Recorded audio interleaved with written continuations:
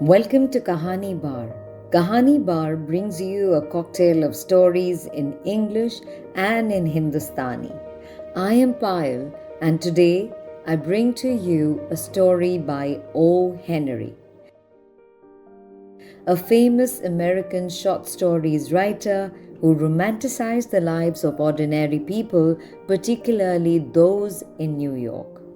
The story is called After 20 Years.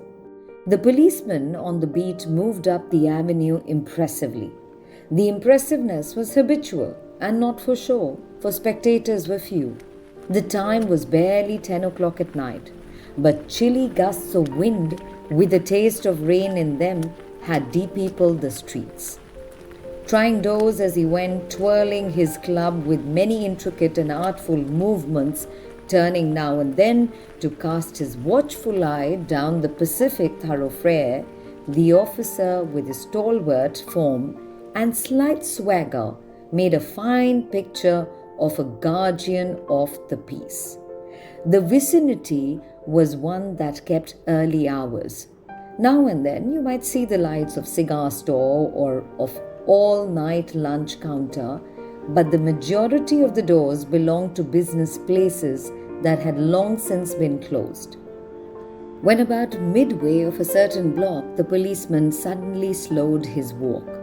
In the doorway of a darkened hardware store, a man leaned with an unlighted cigar in his mouth. As the policeman walked up to him, the man spoke up quickly. "It's all right, officer," he said reassuringly. "I'm just waiting for a friend.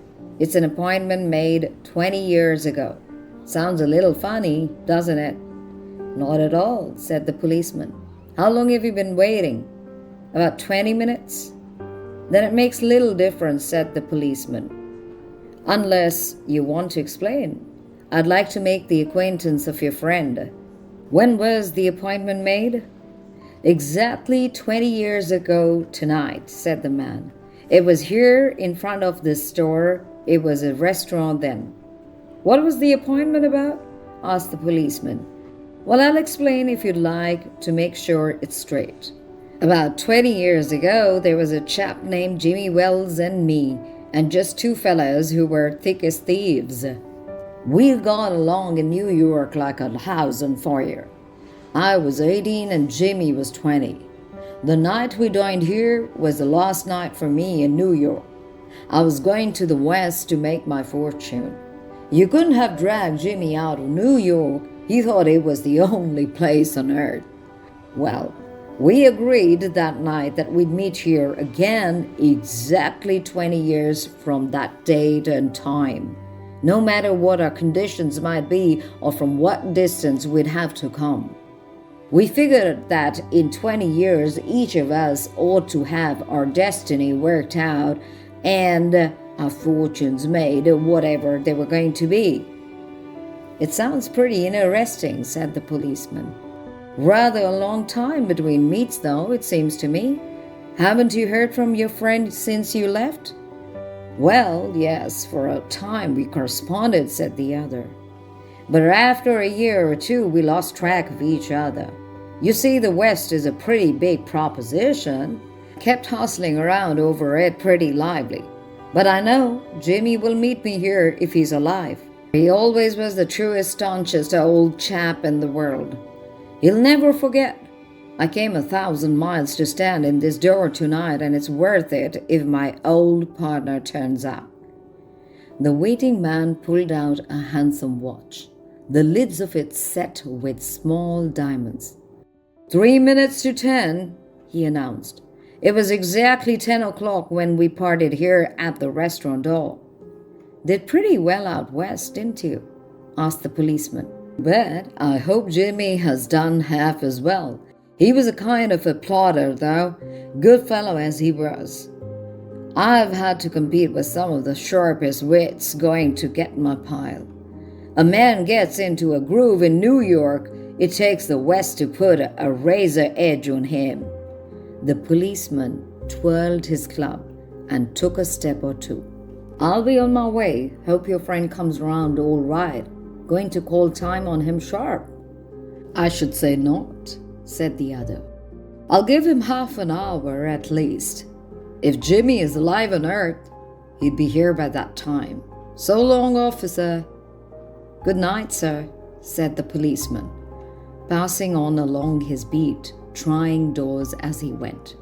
There was now a fine cold drizzle falling, and the wind had risen from its uncertain puffs into a steady blow. The few foot passengers astir hurried drearily and silently along with coat collars turned high and pocketed hands. And in the door of the hardware store, the man who had come 1,000 miles to fill an appointment, uncertain almost to absurdity, with the friend of his youth, smoked his cigar and waited. About 20 minutes he waited, and then a tall man in a long overcoat with collar turned up to his ears hurried across from the opposite side of the street. He went directly to the waiting man. "Is that you, Bob?" he asked doubtfully. "Is that you, Jimmy Wells?" cried the man in the door. "Bless my heart," exclaimed the new arrival, grasping both the other's hands with his own. "It's Bob, sure as fate. I was certain I'd find you here, if you were still in existence. Well, 20 years is a long time. The old restaurant's gone, Bob. I wish it had lasted, so we could have had another dinner there. How has the West treated you, old man?" "Bully. It's given me everything I asked for." "You've changed lots, Jimmy. I never thought you were so tall by 2 or 3 inches. "Oh, I grew a bit after I was 20. Doing well in New York, Jimmy?" "Moderately. I've had a position in one of the city departments. Come on, Bob. We'll go around the corner and have a talk. How about the cigar you were smoking?" The two men started up the street arm in arm. The man from the West, his egotism enlarged by success, was beginning to outline the history of his career. The other, submerged in his overcoat, listened with interest. At the corner stood a drugstore, brilliant with the electric lights. When they came into this glare, each of them turned simultaneously to gaze upon the other's face. The man from the West stopped suddenly and released his arm. "You're not Jimmy Wells," he snapped. 20 years is a long time, but not long enough to change a man's nose from a Roman to a pug." "It sometimes changes a good man into a bad one," said the tall man. "You've been under arrest for 10 minutes, Silky Bob. Chicago thinks you may have dropped over our way and wires us she wants to have a chat with you. Going quietly, are you? That's sensible. Now, before we go on to the station, here's a note I was asked to hand you. You may read it here at the window. It's from Patrolman Wells." The man from the West unfolded the little piece of paper handed over to him. His hand was steady when he began to read, but it trembled a little by the time he had finished. The note was rather short. "Bob, I was at the appointed place on time. When you struck the match to light your cigar, I saw it was the face of the man wanted in Chicago. Somehow, I couldn't do it myself. So I went around and got a plainclothes man to do the job. Jimmy." That was quite the unexpected turn to the story. A signature move of O. Henry Stories. That's all for now. Signing off, this is Payal. Take good care of yourselves until we meet again.